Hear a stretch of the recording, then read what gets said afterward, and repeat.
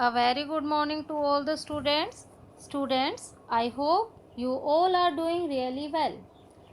Students, today we are going to take our next chapter, that is chapter 12, and the name of the chapter is friction.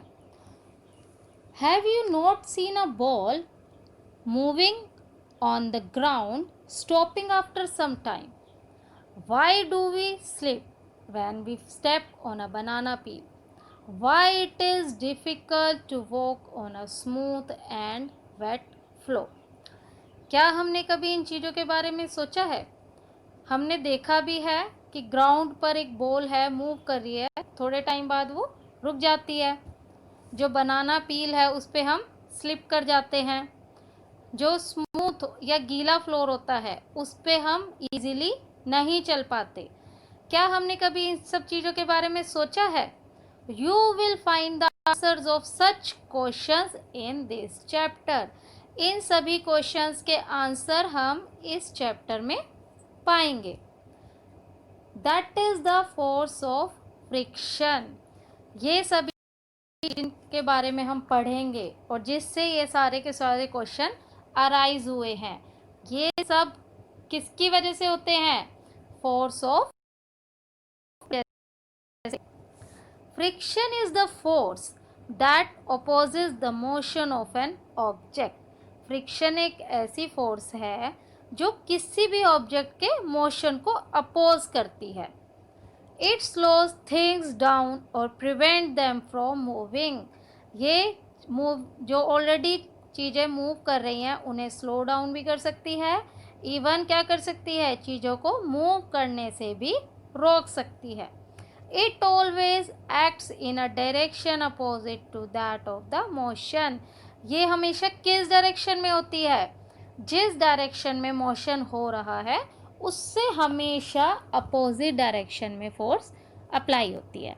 If you apply the force along the left, friction acts along the right. If you apply the force along the right, the friction acts along the left direction. जैसे कि हमने पढ़ा है कि जो force हम apply करते हैं फ्रिक्शन हमेशा उसके अपोजिट डायरेक्शन में लगता है. तो अगर हम अपनी फोर्स लेफ्ट डायरेक्ट लगा रहे हैं तो जो फ्रिक्शन है वो किस डायरेक्शन में लगेगी? राइट में. और अगर हम फोर्स राइट डायरेक्शन में लगा रहे हैं तो ऑब्वियसली जो फ्रिक्शन है वो किस डायरेक्शन में लगेगी? लेफ्ट डायरेक्शन में लगेगी. It also tends to prevent a stationary object from moving. Friction ही क्या करती है? जो स्टेशनरी ऑब्जेक्ट्स हैं जो एक जगह पे रखे हुए हैं उनको वहाँ से मूव करने से प्रिवेंट करती है यानी रोकती है. जैसे कि अगर हमने सिंपल सी एक्टिविटी है, कभी हमने की भी हुई है, नहीं की तो हम इसे करके देख सकते हैं. Rub your hands together for some time. कुछ टाइम के लिए अगर हम अपने हाथों को आपस में रब करें. Now place them on your cheeks. उसके बाद अगर हम उन्हें अपने चीक पर लगाएं तो क्या फील होता है? हमें वार्मथ फील होती है यानी हमारे जो हाथ हैं वो गर्म जो हमारे चीक्स हैं उन्हें हमारे हाथ कैसे फील होते हैं? गर्म फील होते हैं. The friction caused by rubbing your hands together has produce this heat. कहाँ से आई ये हीट? हमारे जो हैंड है वो हीट कैसे, गर्म कैसे हो गए? जब हमने अपने दोनों हाथों को आपस में रब किया तो उसके बीच में क्या हुआ? फ्रिक्शन प्रोड्यूस हुई. उस फ्रिक्शन की वजह से हीट प्रोड्यूस हुई जो हमें अपने हाथ गर्म फील हुए. This proves that friction produces heat. इससे क्या प्रूव हुआ? कि जो फ्रिक्शन है वो हीट भी प्रोड्यूस करती है. Thus we can conclude the following two properties of friction. अभी हमने जो भी फ्रिक्शन के बारे में पढ़ा उससे हम क्या कंक्लूजन निकाला? कि जो फ्रिक्शन है उसकी दो मेन प्रॉपर्टीज़ हैं. क्या कौन कौन सी हैं? एक तो फ्रिक्शन ऑलवेज अपोजिट मोशन. जो फ्रिक्शन है वो हमेशा क्या लगेगी? मोशन के अपोजिट में. और दूसरी फ्रिक्शन प्रोड्यूसेस हीट. जो फ्रिक्शन है वो हीट प्रोड्यूस करेगी. तो ये दो प्रॉपर्टीज़ है हमारी फ्रिक्शन की. उसके बाद है फैक्टर्स अफेक्टिंग फ्रिक्शन. कौन कौन से फैक्टर्स हैं जो फ्रिक्शन को इफेक्ट करते हैं? Friction is caused by the irregularities on the two surfaces in contact.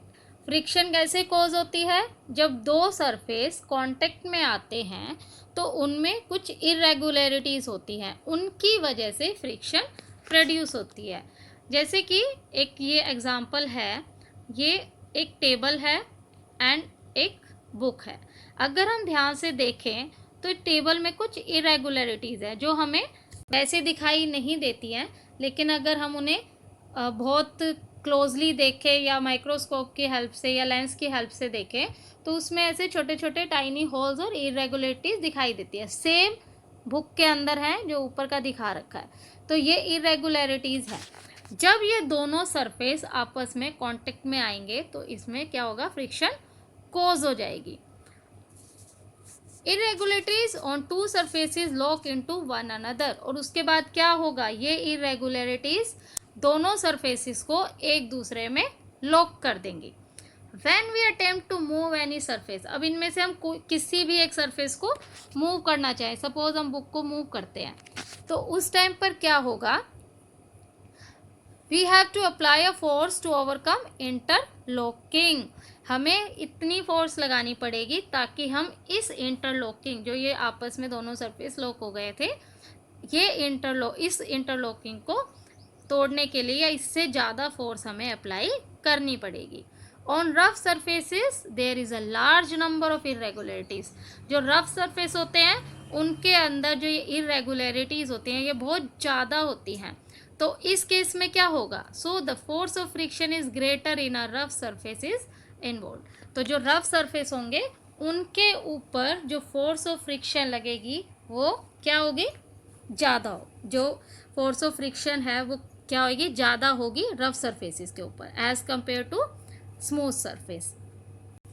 The force required to overcome friction at the instant an object start moving from rest is a measure of static friction।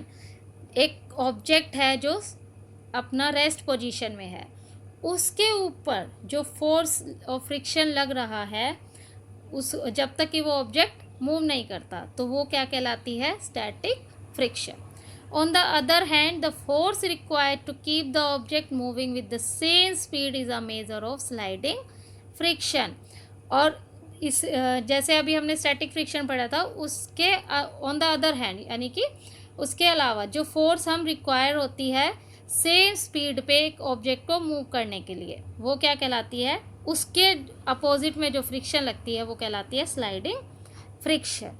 Sliding friction is slightly smaller than the static friction as we find it somewhat easier to move the object already is motion than to get it started। क्यों कहा गया है कि जो sliding friction है वो smaller होती है as compare to static friction, क्योंकि जो ऑब्जेक्ट ऑलरेडी इन मोशन में है उस पर हमें कम फोर्स अप्लाई करनी पड़ती है एज कंपेयर टू कि और हम पहले से मतलब वो रेस्ट में है और उसे हम मूव कर रहे हैं, मोशन में लेकर आ रहे हैं। ये हम और अच्छे से समझते हैं टाइप्स ऑफ फ्रिक्शन से। अभी हमने पढ़ा था 2 टाइप, इन्हें हम और अच्छे से समझते हैं। तो अभी हमने पढ़ा कि जो फ्रिक्शन है वो 3 टाइप्स की होती है, static, sliding and rolling. Static friction क्या थी जो हमने पढ़ी थी, static friction is the frictional force that exist between two bodies so long as they are relatively at rest even though an external force is acting upon them. Static friction वो frictional force है जो किन 2 objects पे लग रही है, किन 2 bodies पे लग रही है, जो काफ़ी लंबे टाइम तक रेस्ट में है। जब तक कोई एक्सटर्नल फोर्स आकर उन पर नहीं लगेगी और उन्हें वहाँ से मूव नहीं करेगी तब तक वो स्टैटिक स्टेट में रहेंगे और उन पर स्टैटिक फ्रिक्शन लगती रहेगी। उसके बाद हमने पढ़ा था sliding friction, the force of friction acting between two bodies when they slide on one another with a uniform speed।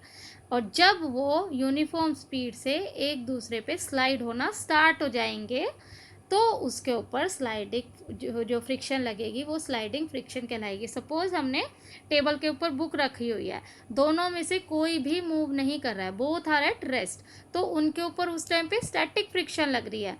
अगर हम आकर बुक को स्लाइड कराने लग जाए, मूव कराने लग जाए टेबल पे, तो जो उनके बीच में क्या होगा, फ्रिक्शन प्रोड्यूस होगी और वो फ्रिक्शन कहलाएगी स्लाइडिंग फ्रिक्शन।